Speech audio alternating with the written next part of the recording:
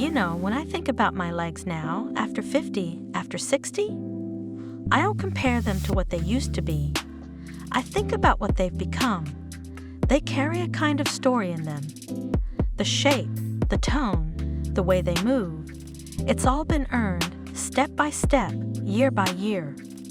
And honestly, there's something incredibly sensual about that. If you're wearing heels, especially over 50 or 60, comfort becomes just as important as the look. I always tell women, choose a pair that makes you feel steady, not shaky. A slightly thicker heel or a gentle platform can still look incredibly sexy while giving you the balance to glide instead of wobble. When you walk, think slow and smooth. Let your steps roll naturally from heel to toe. Don't rush. The slower you move, the more your legs tell a story. I love the little rituals of getting dressed. Sliding on a pair of sheer stockings, slowly rolling them up over my calves, smoothing them over my thighs. There's this intimate pause when the band settles high on the leg, hugging gently. I always take a second just to look. Stockings have this magic. They don't cover, they highlight. They make the skin look smoother, the legs longer, the curves softer yet sharper at the same time. And then, of course, the heels. I never stopped wearing them. They change everything the moment they're on. The way I stand, the way my hips sway without even trying, the rhythm of my steps. There's a confidence that comes from that little lift, that tilt of the foot. It's not just about looking taller, it's about how it feels. My calf flexes, the muscles lengthen, and suddenly my whole body feels aligned, feminine, powerful. Sometimes I'll sit down and cross my legs slowly, feeling the stretch of my stockings, the press of my thighs.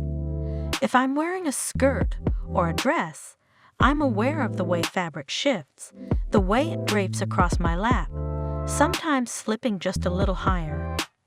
It's not an accident, it's awareness. After a certain age, you realize the most sensual thing is being present in your own body. And then there's the playfulness of heels. I love the little gestures.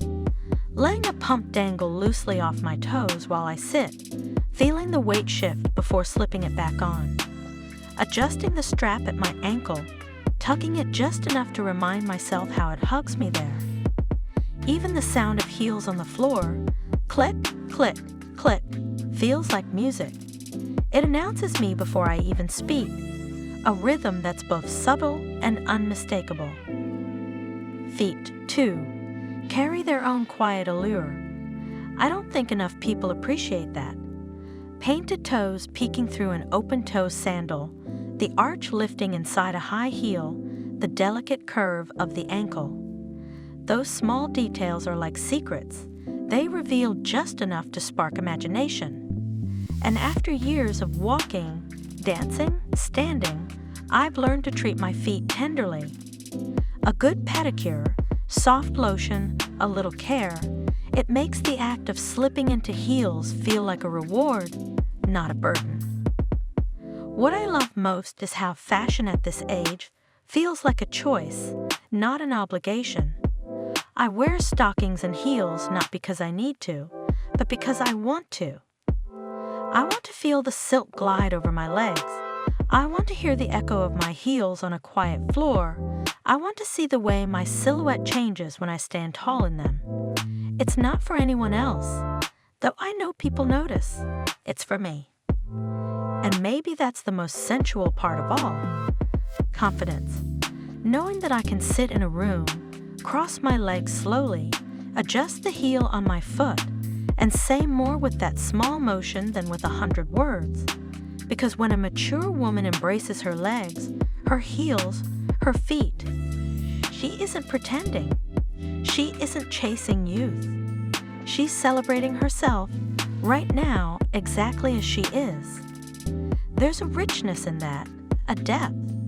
Every step I take in heels, every stocking I slip on, every time I let a shoe dangle off my toes, I'm not just moving, I'm savoring.